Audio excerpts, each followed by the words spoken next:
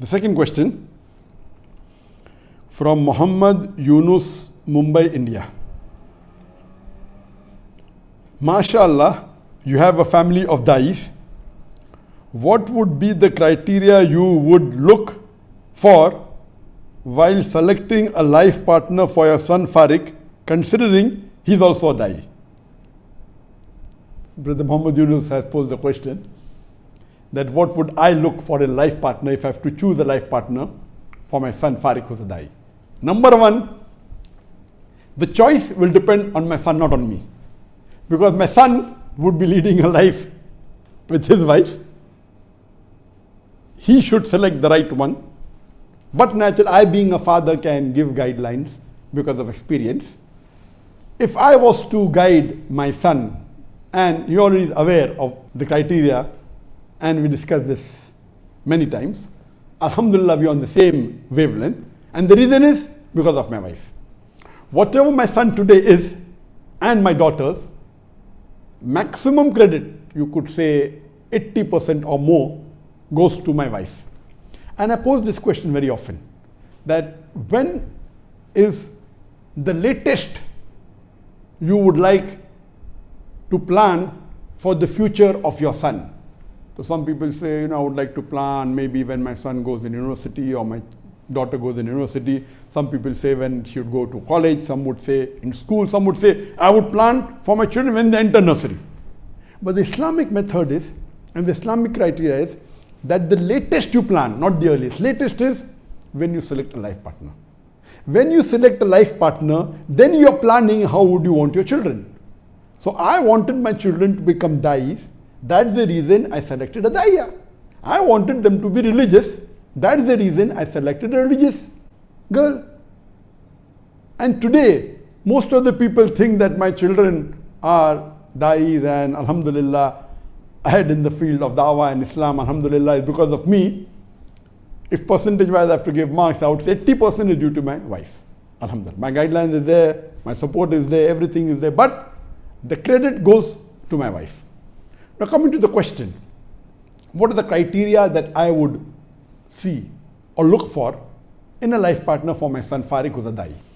As I mentioned in my early answer, our beloved Prophet Muhammad said in Sahih Bukhari, volume number 7, Hadith number 5090.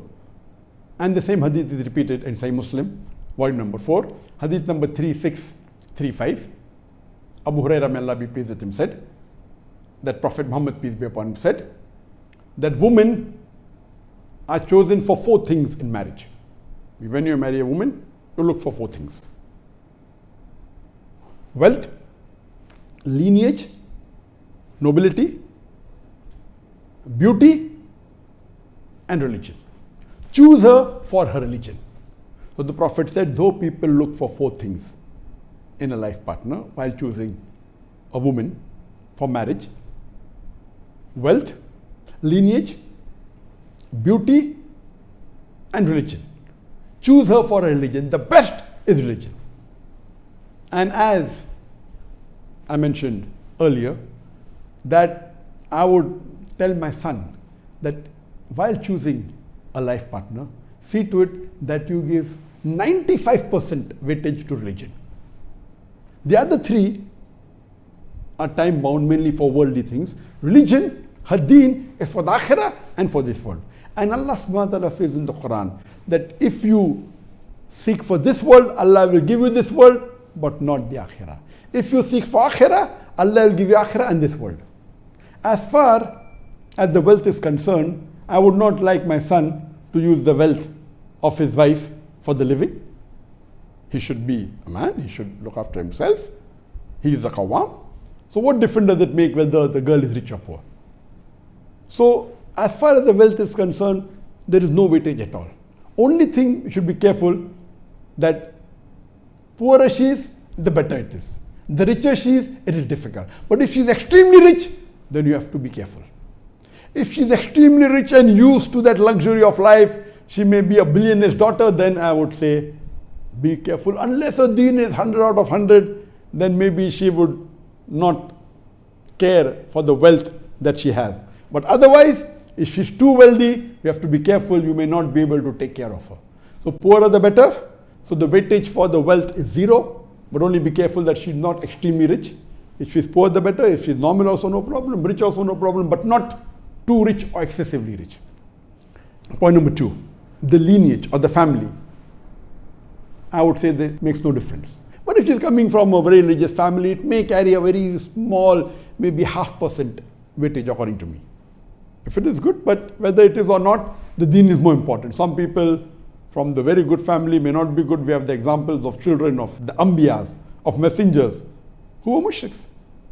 We have examples of children of mushriks who became messengers. So you have both these examples. So lineage is important, but not that much. I would hardly give any weightage to that. Maybe 0.5%. As far as beauty, she should not be repulsive, but natural. My son should like her. And beauty differs. It's in the eye of the beholder.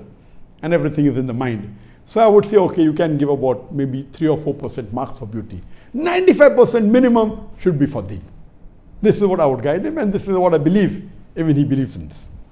Regarding the criteria and the requirement, but natural, the basic requirements that a Muslimah should be. In the criteria, I would have 8 criteria which are compulsory. Number 1, she should be a practicing Muslimah following Islam as per the glorious Quran and the Sahih Hadith. And she should do all the fara'is. I repeat, the first criteria and the most important is she should be a practicing Muslimah who follows Islam as per the teachings of the glorious Quran and the Sahih Hadith, and she should do all the fara'id. All the fara'id means all. She should have tawheed, she should have taqwa, she should pray 5 times a day, she should give zakat if she has to give, she should fast in the month of Ramadan, if she has to do hajj, she should do it. Hijab and all these can speak for hours together. Number 2, she should abstain from all the haram activities, all the major sins, all the minor sins, as much as possible, but natural. If it's 1 or 2 minor sins, no human being can say that he does not sin at all. But abstain from all the major sins, abstain from all the sins if possible, almost all. Number 3, she should be virtuous and do as much as mustahab, as much as sunnah of the beloved Prophet Muhammad. Third is a virtuous girl who follows as much as sunnah of the Prophet, does as much as mustahab, what is recommended in the Quran and Sahih Hadith. That is, her taqwa level should be high. Believe in tawheed. Besides the 5 times salah, she should offer the tahajjud salah. She should pray the sunnat muakkada, the sunnat ghair muakkada. She should give charity besides the farz zakat. Besides fasting in the month of Ramadan, she should fast the day of Arafah, fast the first 9 days of Zil-Hijjah, the 3 days of Muharram, 9, 10, 11. She should keep the 6th fast of Shawwal. She should fast 3 days the Ayyamul Bid every month. She should fast on Monday and Thursday, and so on and so forth. As much as of the mustahab as possible, as much as virtuous as possible. And this you can speak for us together on the 3rd point alone. The 4th point is she should have the passion for Dawah and spreading the message of Islam amongst the Muslims and non-Muslims. Passion for Dawah and spreading the Islamic teachings. 4th point. 5th point, she should encourage and support her husband, that is my son, for doing Dawah completely. That means she should support in all the Dawah activities of my son. She should completely support and encourage and help him in all his Dawah activities. Number 6, she should be willing to lead a simple life, which is non-luxurious. Inshallah, my son's life is quite comfortable, but if required for the sake of Islam, she should be able to sacrifice all comforts. 7th, she should be fluent in English, because my son is fluent in English and he would want her to be fluent in English. The 8th is she should be willing to settle in Malaysia or wherever my son would shift, but his plans are to stay and live in Malaysia, so she should be willing to settle in Malaysia. These are the 8 compulsory criteria, if I would mention the criteria for selecting life partner for my son. As far as the criteria which are very important but not compulsory, number 1 would be, I would want her to be fluent in Fusha Arabic. The classical Arabic, the Arabic of the Quran, she should be fluent in that.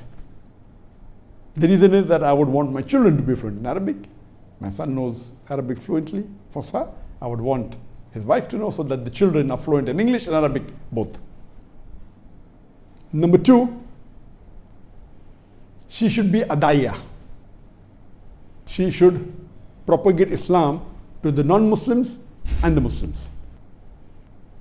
Number 3, she should have a bachelor's degree in any of the Islamic studies, whether it be Islamic studies in general, or in Sharia, or in Quran, or in Hadith. These are preferable, not compulsory. If little bit is less or more, no problem, but preferable. The 3rd is bachelor's in Islamic studies. The 4th is, I would also want her to be a Hafizul Quran. My son is Hafiz, I would want to be Hafiz, so that the children also are Hafiz. And being Hafiz is preferable for doing Dawah. Number 5, she should be associated with an Islamic organization. And number 6, that she should have watched many of the English-speaking Daees, so that she knows what is Dawah and what is the surrounding atmosphere. So these are the 6 additional points which are not compulsory but preferable. If one is missing or a little bit less, doesn't matter, but there are 8 compulsory points and there are 6 highly recommended preferable points that I would look for in a life partner for my son. These are the main criteria. The additional, of course, is there, that there are many additional points. For example, the culture should match and the other things are there. You can't expect a Chinese to live with an African. Can, if the first 8 criteria are 95 and above in marks, and if the additional 0.6 are very good, then the other things can be compromised. The culture differs between the people. So these things are which are secondary and tertiary. But the first compulsory points I've mentioned 8, then the 6 points, and then other points are later on. So this was in brief what I would look for in a life partner for my son Fariq. Hope that answers the question.